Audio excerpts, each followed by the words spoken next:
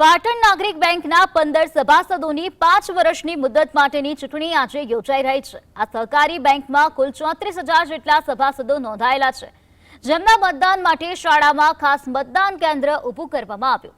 કુલ 23 booth પર ballot paper દ્વારા મતદાન પ્રક્રિયા હાથ ધરવામાં આવી, પરંતુ મતદાન મથક પર મતદારોની ભારે ભીડ અને ઉત્સાહ વચ્ચે યોગ્ય વ્યવસ્થાના અભાવે અંધાધૂંધી સર્જાઈ છે।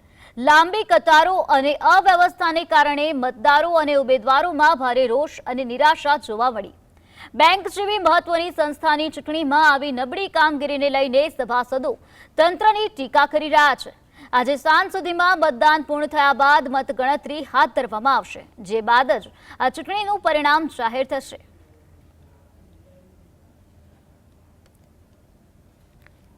પ્રથમ અને બીજું પહેલાં બૂથોમાં સિનિયર સિટીઝનનો ઘસારો વધારે છે, એટલે એ બૂથોના ભાગ પાડી અલગ વ્યવસ્થા કરવાની ત્યાં જોવાઈ છે। બાકીના બૂથોમાં કોઈ વ્યવસ્થા બહુ વ્યવસ્થિત છે, ખાલી 2 બૂથોમાં ત્યાં તકલીફ છે, એ અમે જુદા પાડવાના હાલ તૈયારી ચાલી રહી છે। 5 મિનિટમાં જુદા પડશે અને મતદાન હળવું થઈ જશે।